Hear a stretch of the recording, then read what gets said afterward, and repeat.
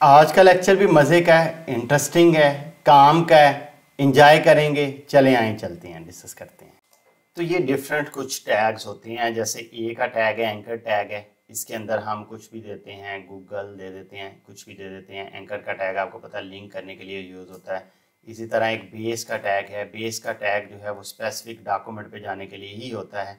आप इसको बेस का टैग दे देते। इसी तरह से हमारा एक एरिया का टैग होता है। एरिया जो एलिमेंट है वो भी हाइपर लिंक को ही रिप्रेजेंट करता है, हाइपर टेक्स्ट को रिप्रेजेंट करता है। ये हमारा होता है। इसी तरह से एक हमारा ओ टैग होता है। इसी तरह से हमारा एक लिंक का टैग होता है। लिंक जो टैग होता है वो ऑथर को डॉक्यूमेंट के साथ लिंक करता है। ये डिफरेंट तरह के टैग होते हैं। इसके अंदर मैं बी आर दे देता हूँ इसके अंदर, और बी आर के अंदर फिर मैं बी आर देता हूँ, और ये हमारे पास एक चीज़ आ गई ऑलरेडी। अब इन डॉक्यूमेंट के जो भी ये टैग होते हैं ये लिंक लगाने के लिए यूज़ होते हैं। इनके अंदर एक टैग यूज़ होता है जिसको हम कहते हैं HREF। HREF का जो टैग होता है ये बताता है कि आपने कहाँ पे जाना है। जब मैं लिंक लगाऊंगा तो आपने जाना कहाँ पे है। उसके बाद वो कोई पिक्चर पे भी लिंक लगा सकते हैं, वो आप किसी पेज पे भी लिंक लगा सकते हैं, वो आप जहाँ चाहें लिंक लगा सकते हैं। जहाँ जहाँ आप लिंक लगाएंगे ये वहाँ पे आपको ले जाएगा। तो ये एरिया के अंदर भी HREF ही यूज़ होता है इसको लिंक लगाने के लिए। मैं इस पर कुछ भी लिख देता हूँ, adnanulhaq.com लिख देता हूँ, और ये मैं HREF कहता हूँ। ये एक पेज से दूसरे पेज पे जाने के लिए भी होता है। जैसे मैं facebook.com है, इसके अंदर HTTP लिखना है, वो भी फिलहाल मैं नहीं लिखता। अगर मैं इसको Ctrl+C कर कैसे Ctrl+V करता हूँ, प्रॉपर लिंक करके चीज़ को लेके जाता हूँ, तो अब ये आपके डिफरेंट टैग आ गए हैं। ये डिफरेंट पर्पस के लिए यूज़ होते हैं। ये पहले भी हमने डिस्कस किया है, लेकिन गोल ये है कि लिंक कैसे लगाता है। ये HREF का जो टैग है रेफरेंस देने के लिए यूज़ होता है। Ctrl+F5 करता हूँ, ये बाकी सारे नहीं आएंगे।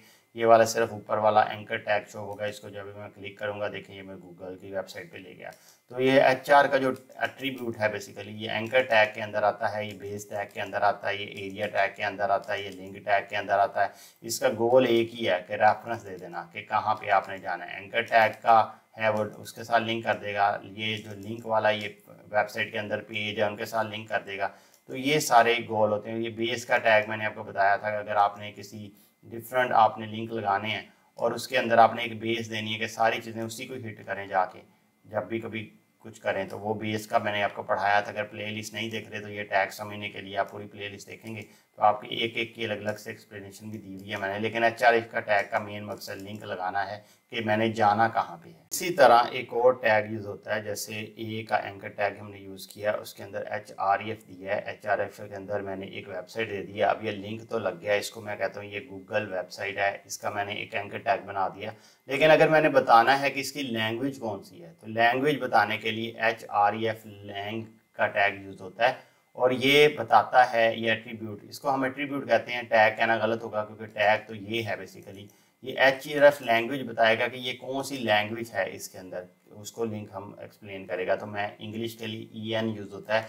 तो जैसे मैंने लैंग्वेज LANG लिख के आगे EN लिख दिया तो इसका मतलब है कि अब इस टैग को पता चल गया कि ये जो लैंग्वेज चेंज होने वाली है ये इस टैग की जो लैंग्वेज आगे जाके वो इंग्लिश लैंग्वेज होगी। अब ये बहुत एडवांस की बहुत कम जगहों पे इसकी ज़रूरत पड़ती है ये वाले टैग की, लेकिन आपको आना चाहिए कि अगर हमने इंग्लिश लैंग्वेज का या किसी और लैंग्वेज का रेफरेंस देना है तो ये हमारा HREF लैंग का टैग यूज़ होगा। इसको मैं Ctrl+F5 करता हूँ।